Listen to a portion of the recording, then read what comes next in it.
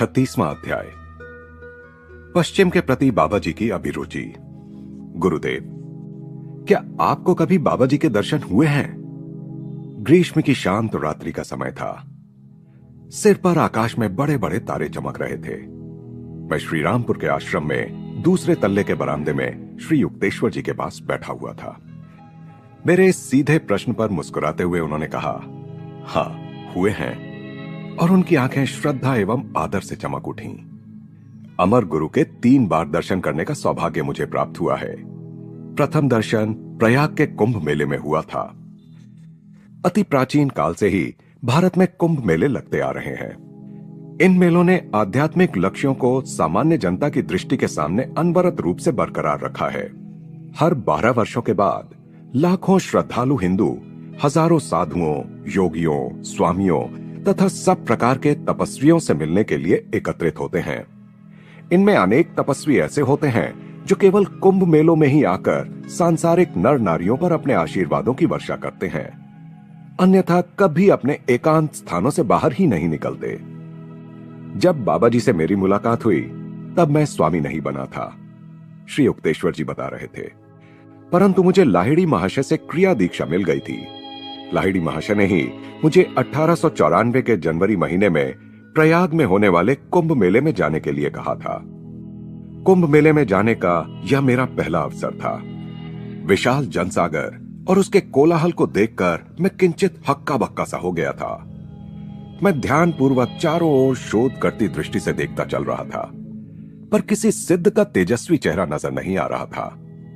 गंगा किनारे पर एक पुल के पास से मैं जैसे ही आगे बढ़ा, मेरी दृष्टि एक परिचित मनुष्य पर पड़ी जो अपना भिक्षा पात्र आगे बढ़ा रहा था। ओह, यह मेला कोलाहल और भिखारियों के जमघट के सिवा कुछ नहीं है, मेरे मन में विचार आया। मेरा मोह भंग हो गया था। धर्म का नाम लेकर केवल भिक्षा पर ही सारा ध्यान रखने वाले इन निकम्मों से तो मानव जाति की प्रत्यक्ष भलाई के लिए धैर्य पूर्वक ज्ञान की सीमाओं का विस्तार करने वाले पाश्चात्य वैज्ञानिक ही भगवान को अधिक प्रसन्न करते होंगे, मैं सोच रहा था। समाज सुधार के बारे में मेरे मन में सुलगते विचारों में अचानक बाधा पड़ गई, जब मेरे सामने आकर खड़े हुए एक लंबे कद के सन्यासी की आवाज मेरे कानों में पड़ी। महाराज, उसने कहा, एक संत आपको बुला रहे हैं। कौन है वे? आकर खुद ही देख लीजिए। इस संक्षिप्त उत्तर पर कुछ झिझकते हुए मैं उसके साथ गया और शीघ्र ही एक वृक्ष के पास पहुंच गया, जिसकी छाया में मन को आकर्षित करने वाले शिष्यों की मंडली से घिरे एक गुरु बैठे हुए थे। अलौकिक तेजो मूर्ति थे वे। उनकी आंखें तेजस्वी थीं। मेरे पहुंचते ही वे उठ खड़े हुए और उन्होंने मुझे आलिंगन में बांध लिया। अत्यंत प्रेम से उन्होंने कहा, आइए स्वामी जी। मैं स्वामी नहीं हूं महाराज, मैंने जोर देते हुए कहा। ईश्वर की आज्ञा से मैं जिसे स्वामी की उपाधि प्रदान करता हूं, वह कभी उस उपाधि का त्याग नहीं करता। उस संत ने अत्यंत सरल भाव से मुझसे यह कहा, परंतु उनके शब्दों में गहरा सत्य ध्वनित हो रहा था। मैं तत्क्षण आध्यात्मिक आशीर्वाद की लहरों में हिलोरें लेने लगा। अचानक स्वामी पद पर अपनी उन्नति हुई देखकर मैं मुस्कुराया और इस तरह मुझे महान सम्मान प्रदान करने वाले उस नरदेहधारी महान और देवता सदृश आत्मा के चरणों में मैंने प्रणाम किया।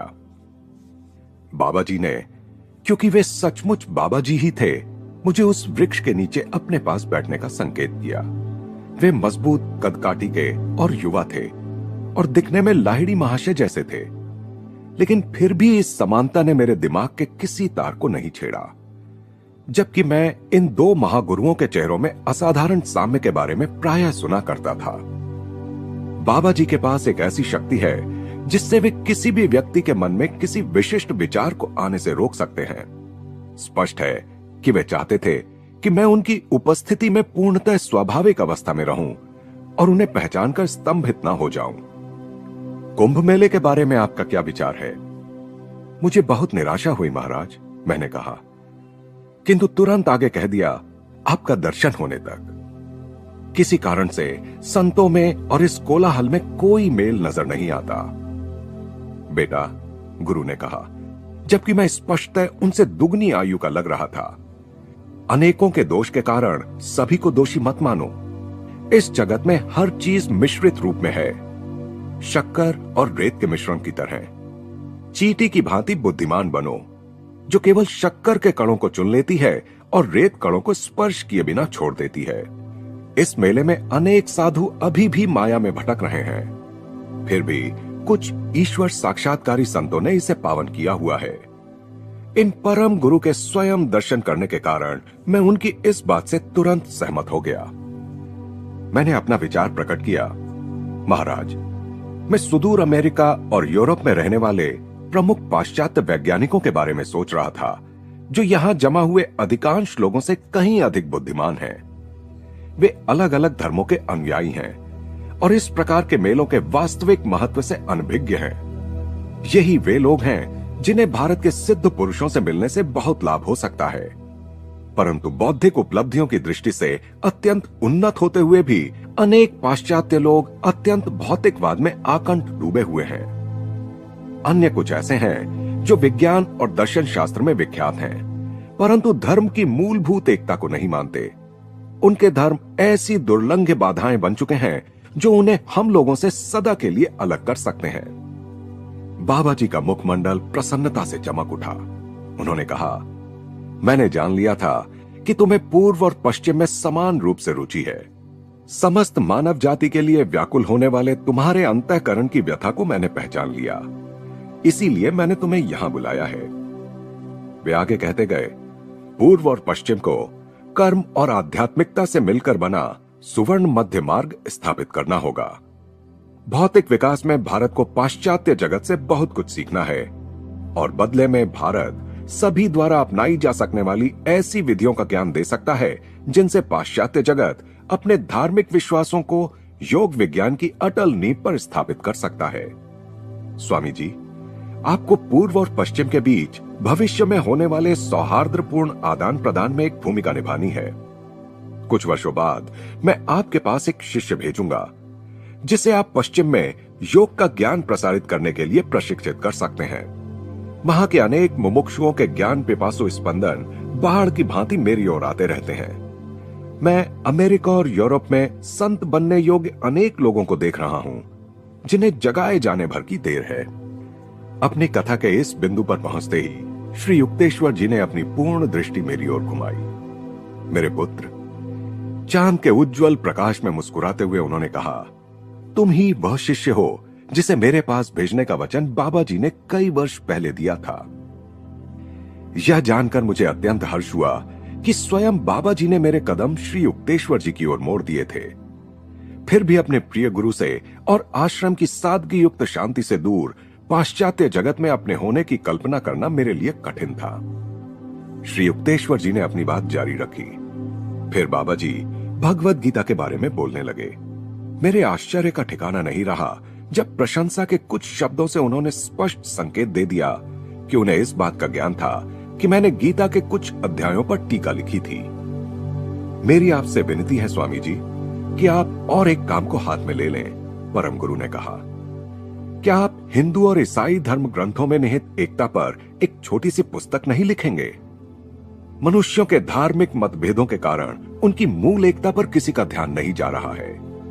समानार्थी उद्धरणों को प्रस्तुत कर यह दिखा दीजिए कि ईश्वर के सभी ज्ञानी पुत्रों ने एक ही सत्य का उपदेश दिया है।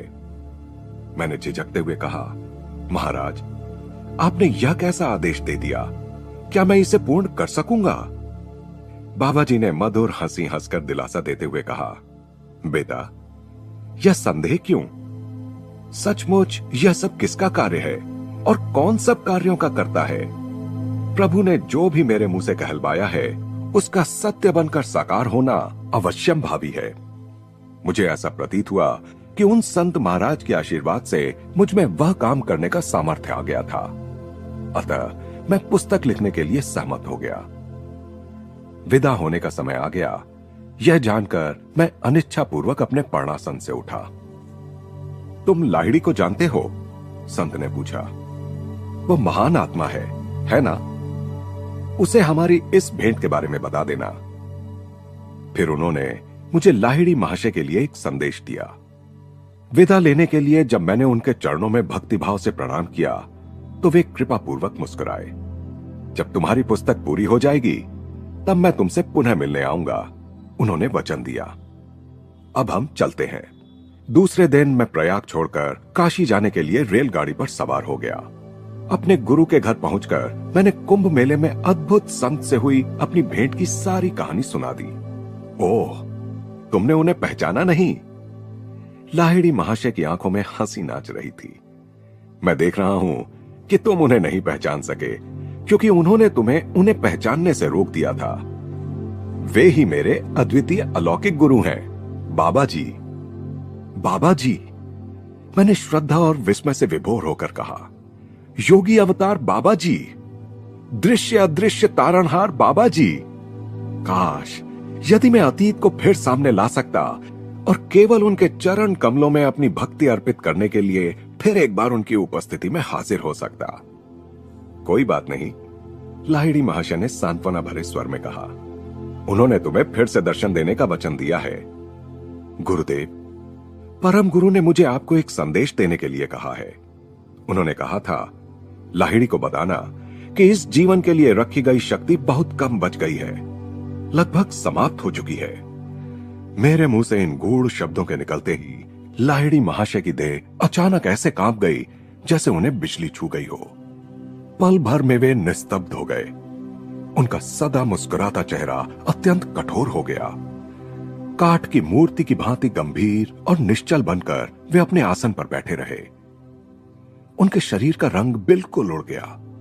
मैं भयभीत और चकित हो गया। अपने सारे जीवन में मैंने कभी भी उस आनंद मूर्ति को इस प्रकार गंभीर होते नहीं देखा था। वहां उपस्थित अन्य शिष्य भी व्याकुल होकर उनकी ओर देखने लगे। उसी निस्तब्धता में 3 घंटे बीत गए। फिर लाहिड़ी महाशय की स्वाभाविक प्रफुल्लता लौट आई और उन्होंने वहां उपस्थित प्रत्येक शिष्य के साथ अत्यंत स्नेह के साथ बातचीत की। सभी ने चैन की सांस ली। अपने गुरुदेव की उस प्रतिक्रिया से मैं जान गया कि बाबा जी का संदेश एक ऐसा निश्चित संकेत था जिससे लाहिड़ी महाशय यह समझ गए कि उन्हें जल्दी ही देह त्याग करना होगा। उनकी भयंकर और गंभीर निस्तब्धता से यह प्रमाणित हो गया कि मेरे गुरुदेव ने तत्क्षण ही स्वयं को संयमित कर भौतिक विश्व के साथ उन्हें जोड़कर रखने वाली अंतिम डोर को भी काट दिया था और वे परम तत्व के अपने नित्य स्वरूप में विलीन हो गए थे। बाबा जी का संदेश उनका यह कहने का तरीका था, मैं सदा तुम्हारे साथ रहूंगा। बाबा जी और लाहिड़ी महाशय दोनों ही सर्वज्ञ थे और उन्हें एक दूसरे को संदेश भेजने के लिए मेरी या अन्य किसी मध्यस्थ की कोई आवश्यकता नहीं थी। फिर भी महान आत्माएं प्रायः मानवीय नाटक में भाग लेने की कृपा करती हैं। यदा कदा वे साधारण तरीके से किसी संदेश वाहक के माध्यम से अपनी भविष्यवाणियां संप्रेषित कर देते हैं ताकि उन भविष्यवाणियों के साकार होने पर उनके बारे में बाद में जानकारी पाने वालों में ईश्वर के प्रति अधिक श्रद्धा जागृत हो सके। जल्दी ही मैं काशी से चल पड़ा और श्रीरामपुर में बाबा जी द्वारा बताए गए शास्त्रों के लेखन कार्य में जुट गया। श्री युक्तेश्वर जी आगे कहते गए, मैंने काम शुरू ही किया था कि मुझे मृत्युंजय परम गुरु बाबा जी पर एक स्तोत्र रचने की प्रेरणा हुई। यद्यपि मैंने उससे पहले कभी संस्कृत में काव्य लिखने का कोई प्रयत्न नहीं किया था, पर मेरी लेखनी से अनायास ही ललित पंक्तियों का प्रवाह बहने लगा। रात के शांत समय मैं सनातन धर्म के शास्त्रों और बाइबल का तुलनात्मक अध्ययन कर अपना काम करता रहता। प्रभु यीशु के शब्दों को उद्धृत कर मैं यह दिखाता जाता कि उनके उपदेशों में और वेद वाक्यों में वस्तुतः कोई अंतर नहीं था। मेरे परम गुरु की कृपा से मेरी पुस्तक द होली साइंस अल्प समय में ही पूरी हो गई। गुरुदेव बोलते जा रहे थे। अपने साहित्यिक प्रयासों को परिणाम पर पहुंचाने के बाद दूसरे दिन मैं प्रातः गंगा स्नान के लिए यहां राय घाट पर गया। उस समय घाट बिल्कुल सुनसान था। थोड़ी देर वहां खड़ा रहकर मैं धूप में उस शांति का आनंद लेता रहा। फिर निर्मल जल में डुबकी लगाने के बाद मैं घर वापस जाने के लिए चल पड़ा। उस नीरवता में जो एकमात्र ध्वनि सुनाई दे रही थी वह थी मेरे हर पग के साथ मेरे भीगे वस्त्रों की छप छप करती आवाज। जैसे ही मैं नदी किनारे खड़े विशाल वट वृक्ष के पास से आगे बढ़ा, मेरे मन में पीछे मुड़कर देखने की प्रबल प्रेरणा हुई। वहां वट वृक्ष की छाया में कुछ शिष्यों से घिरे बैठे थे महान बाबा जी। नमस्कार स्वामी जी, परम गुरु की मधुर आवाज गूंज उठी। और मुझे विश्वास हो गया कि मैं स्वप्न नहीं देख रहा हूं। मैं देख रहा हूं कि आपने सफलतापूर्वक अपनी पुस्तक पूरी कर ली है। अपने वचन के अनुसार मैं आपका धन्यवाद करने आया हूं। अत्यंत तेजी से धड़कते हृदय के साथ मैंने उनके चरणों में साष्टांग प्रणाम किया। अत्यंत विनय के साथ उनकी याचना करते हुए मैंने कहा, परम गुरुवर, मेरा घर पास में ही है। क्या आप अपने शिष्यों के साथ आकर मेरे घर को पावन नहीं करेंगे? परम गुरु ने मुस्कुराते हुए अस्वीकार कर दिया।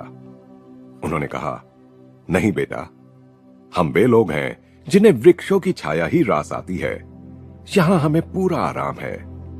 तब यहीं पर थोड़ी देर ठहर जाइए परम गुरु महाराज। अभ्यर्थना करती दृष्टि से मैंने उनकी ओर देखा। मैं तुरंत कुछ मिठाइयां लेकर आपकी सेवा में उपस्थित होता हूं। जब कुछ ही मिनटों में मिठाइयों का थाल लेकर मैं वहां लौटा तो उस विशाल वट वृक्ष के नीचे उस दिव्य मंडली का कहीं कोई पता नहीं था। मैंने घाट के चारों ओर खोजा, पर अपने मन में मैं जान चुका था कि वे लोग हवा के पंखों पर उड़ चुके थे। मेरे मन को गहरा आघात लगा। मैंने मन ही मन निश्चय किया, फिर कभी बाबा जी के साथ मेरी भेंट हो भी गई तो मैं उनसे बात नहीं करूंगा। उन्होंने अचानक इस तरह प्रस्थान कर भारी निष्ठुरता दिखाई है, पर यह गुस्सा केवल प्रेम का था और कुछ नहीं। कुछ महीनों बाद मैं काशी में लाहिड़ी महाशय के दर्शनों के लिए गया। जब मैंने उनके बैठक खाने में प्रवेश किया तो लाहिड़ी महाशय मुस्कुराए। आओ युक्तेश्वर, उन्होंने कहा, अभी अभी मेरे कमरे के द्वार के पास बाबा जी से तुम्हारी भेंट हुई? नहीं, क्यों? मैंने आश्चर्य के साथ कहा। इधर आओ। लाहिड़ी महाशय ने अपना हाथ मेरे माथे पर रखा और उसी क्षण दरवाजे के पास पूर्ण कमल की तरह खिले बाबा जी मुझे दिखाई दिए। मुझे अपना पुराना दुख याद आया, अतः मैंने उन्हें प्रणाम नहीं किया। लाहिड़ी महाशय चकित होकर मेरी ओर देखने लगे। ईश्वर तुल्य बाबा जी अपने अथाह नेत्रों से मुझे निहार रहे थे। तुम मुझसे नाराज हो?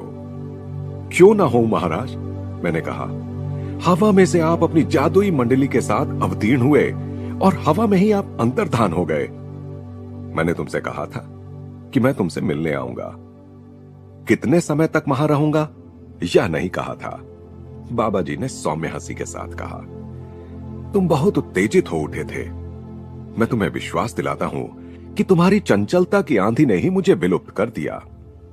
इस सत्यनिष्ठ स्पष्टीकरण से मैं तुरंत संतुष्ट हो गया। मैंने उनके चरणों पर मस्तक रखा। परम गुरु ने स्नेह के साथ मेरा कंधा थपथपाया। अधिक ध्यान करो बेटा, उन्होंने कहा। तुम्हारी दृष्टि अभी निर्मल नहीं हुई है। मैं सूर्य प्रकाश के पीछे छिपा था और तुम मुझे देख नहीं पाए। स्वर्गीय बांसुरी के समान मधुर आवाज में ये शब्द कहते ही बाबा जी गुप्त तेज में अंतर्धान हो गए। अपना कथन समाप्त करते हुए श्री युक्तेश्वर जी ने कहा, गुरु दर्शन के लिए वह मेरी अंतिम काशी यात्रा थी। कुंभ मेले में बाबा जी द्वारा की गई भविष्यवाणी के अनुरूप लाहिड़ी महाशय के गृहस्थ योगी अवतार का अंत निकट आ रहा था। 1895 के ग्रीष्म काल में उनके मजबूत शरीर की पीठ पर एक छोटा सा फोड़ा निकल आया। उन्होंने उसे चीरा नहीं देने दिया, क्योंकि वे अपने कुछ शिष्यों के बुरे कर्मों को अपने शरीर पर लेकर उनका भोग पूरा कर रहे थे।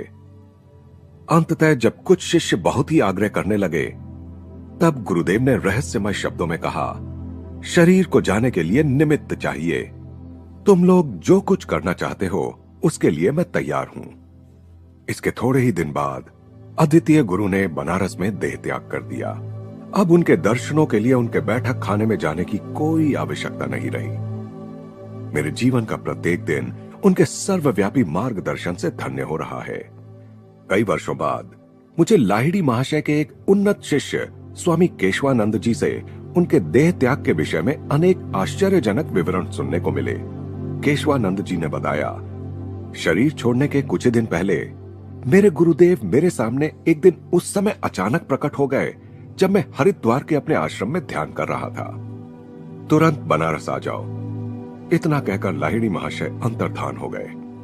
मैंने तुरंत बनारस जाने के लिए गाड़ी पकड़ी। अपने गुरु के घर में अनेक शिष्यों को मैंने एकत्रित हुए देखा। उस दिन कई घंटों तक गुरुदेव ने गीता पर प्रवचन किया और फिर अत्यंत सरल शब्दों में कह दिया, मैं अपने घर लौट रहा हूं। इतना सुनते ही प्रचंड आवेग के साथ हम सबकी सिसकियां फूट पड़ी। शांत हो जाओ, मैं पुनः जी उठूंगा। यह कहकर लाहिड़ी महाशय अपने आसन से उठे, 3 बार अपने स्थान पर ही गोल घूमे, उत्तर दिशा की ओर मुंह करके पद्मासन में बैठ गए और परमानंद में लीन होकर उन्होंने महासमाधि में प्रवेश किया। भक्तों को इतने प्रिय लगने वाले लाहिड़ी महाशय के सुंदर शरीर का पवित्र गंगा तट के मणिकर्णिका घाट पर गृहस्थोचित विधि से दाह संस्कार किया गया। केशवानंद जी बता रहे थे, दूसरे दिन सुबह 10 बजे जब मैं अभी बनारस में ही था तो मेरा कमरा अचानक एक उज्जवल प्रकाश से भर उठा। आश्चर्य, मेरे सामने भौतिक शरीर में लाहिड़ी महाशय खड़े थे। यह शरीर बिल्कुल उनके पुराने शरीर जैसा ही था। अंतर इतना ही था कि यह शरीर अधिक युवा और अधिक तेजस्वी लग रहा था। मेरे दिव्य गुरु ने मुझसे बात भी की। उन्होंने कहा, केशवानंद, यह मैं हूं। अपने भस्म हुए शरीर के विघटित अणुओं से मैंने अपने इस नए शरीर की सृष्टि की है। संसार में मेरा गृहस्थ का कार्य तो पूरा हो चुका है, पर मैं पृथ्वी को पूर्णतः छोड़कर नहीं जा रहा हूं। इसके बाद मैं कुछ समय तक हिमालय में बाबा जी के साथ रहूंगा और फिर सारे ब्रह्मांड में बाबा जी के साथ वास करूंगा। मुझे आशीर्वाद देकर अलौकिक गुरु अंतर्धान हो गए। मेरा हृदय एक अद्भुत प्रेरणा से भर गया। मुझे उसी प्रकार का अत्यंत उच्च आध्यात्मिक अनुभव हुआ जैसे ईसा मसीह और कबीर के शिष्यों को अपने अपने गुरु को शारीरिक मृत्यु के बाद जीवंत रूप में देखकर हुआ था। हरिद्वार के एकांत स्थान में बने अपने आश्रम को लौटते समय मैं अपने साथ लाहिड़ी महाशय की पवित्र अस्थियों का एक छोटा सा हिस्सा ले आया। मुझे इसका भान था कि वे देश काल से आबद्ध देह पिंजर से निकल गए थे। सर्वव्यापकता रूपी पक्षी मुक्त हो चुका था। फिर भी उनकी अस्थियों की यहाँ प्रतिष्ठापना कर समाधि मंदिर बनाने से मुझे अपूर्व सांत्वना मिली। एक और शिष्य को भी पुनरुत्थित हुए गुरु के दर्शन करने का सौभाग्य प्राप्त हुआ था। वे थे संतवत महात्मा पंचानन भट्टाचार्य। मैं कोलकाता में उनसे मिलने उनके घर गया था। उन्होंने महान गुरु के साथ बिताए अपने अनेक वर्षों की कई रोमांचक कहानियां बताई। मैं अत्यंत आनंद के साथ सुनता रहा। अंत में उन्होंने अपने जीवन की सबसे अद्भुत घटना बताई। उन्होंने कहा, लाहिड़ी महाशय की अंत्येष्टि के बाद दूसरे दिन प्रातः 10 बजे वे यहां कोलकाता में मेरे सामने प्रकट हुए। द्विशरीरी संत स्वामी प्रणवानंद जी ने भी अपना दिव्य अनुभव संपूर्ण विस्तार सहित मुझे बताया। जब वे मेरे रांची विद्यालय में आए थे तब उन्होंने मुझे बताया, लाहिड़ी महाशय के देह त्याग के थोड़े ही दिनों पूर्व मुझे उनका एक पत्र आया जिसमें उन्होंने मुझे तुरंत बनारस आने के लिए लिखा था। तथापि अपरिहार्य कारणों से मैं तत्क्षण प्रस्थान नहीं कर सका और मुझे थोड़ा विलंब हो गया। एक दिन प्रातः 10 बजे मैं बनारस के लिए प्रस्थान करने की तैयारी कर ही रहा था कि अपने कमरे में अपने गुरु को अत्यंत तेजस्वी रूप में प्रकट हुए देखकर मैं आनंद विभोर हो गया। अब बनारस जाने की क्या जल्दी है?